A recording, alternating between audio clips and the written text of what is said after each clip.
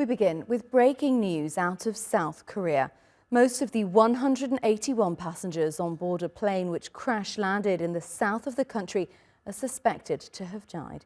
The aircraft veered off the runway and slammed into a concrete fence after its front landing gear failed to deploy.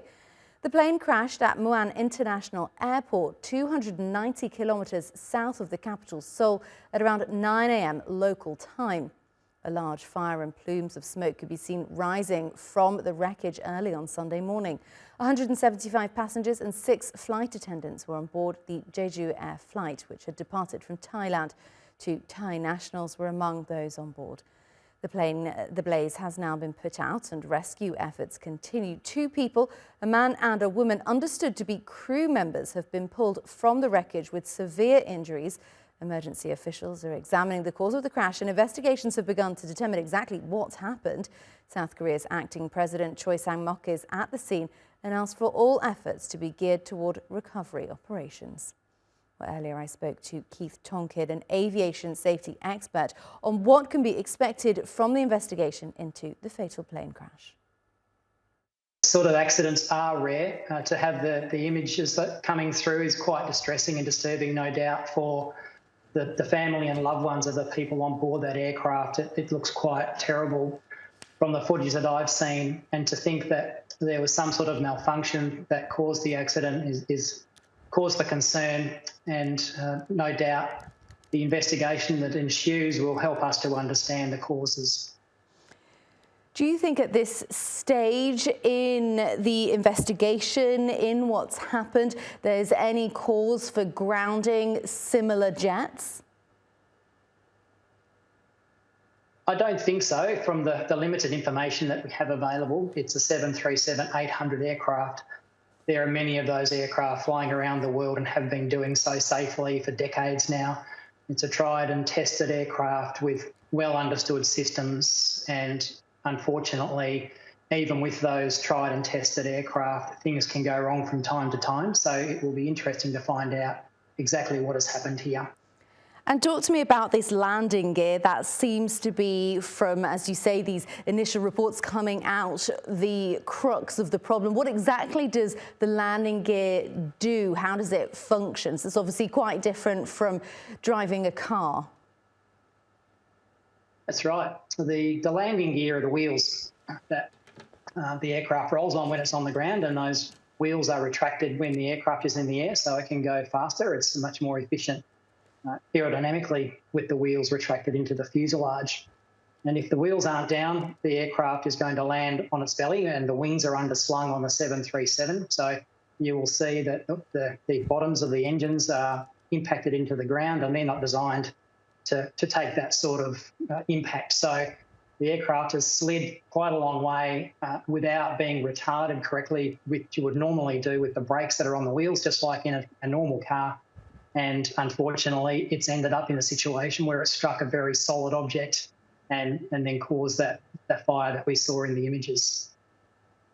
And what about Boeing? I mean, I'm reading an article published just yesterday that it's been a miserable year. The company is still in crisis, and here we are, another one of their aircrafts having a problem. Can they recover from this? And is this, do you think, symptomatic of some of the wider problems that have been widely discussed at the company this year?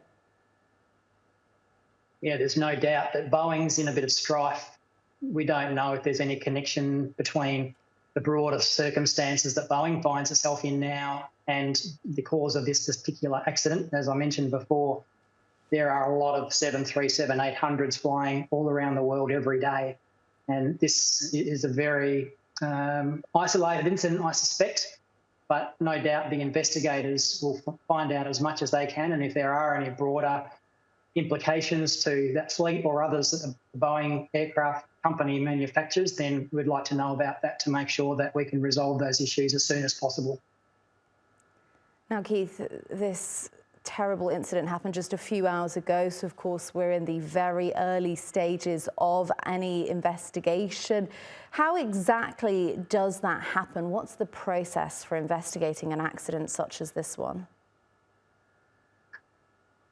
Sure, there's a lot of people involved in the investigation. The aircraft and the remains of the people need to be secured while the relative information that's important to the investigation is secured and the black boxes, the recorders are recovered.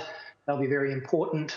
And also to make sure that the investigators understand the way that the aircraft landed and hit the ground and then what happened when it came across the fence at the end. All of those issues will be interesting and important for the investigation. And then they'll go away and find out as much as they can from the data that's available and make their determinations, which will take some time, I'm sure. Then the aircraft will be cleared up and the runway and the airport eventually will be returned to normal operations. And then it'll be a matter of waiting to find out what they found and if there's anything that can be done to prevent that from happening again. And you were telling us a little bit about the landing gear. I just wonder, is that something then that can be seen as the aircraft approaches the airport for landing?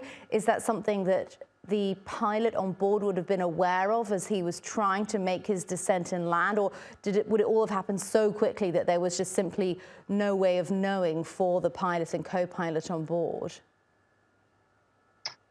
Yeah, the pilots certainly get some indications in the cockpit as to where the landing gear is, whether it's up or down or in transit, that there are systems that are associated with the landing gear mechanisms that can tell the pilots if it's down and locked or not. And externally, you'll be able to see them down. You would have seen them hanging down below the aircraft in the imagery if they were down. So they will have known, and as I understand it, the information available at the moment says that they did a go-around or a missed approach and then tried again to land a second time. So that indicates to me that they were aware of the situation and that they tried to resolve the problem before they landed a second time, although no doubt there'll be more information to come about that as time goes by.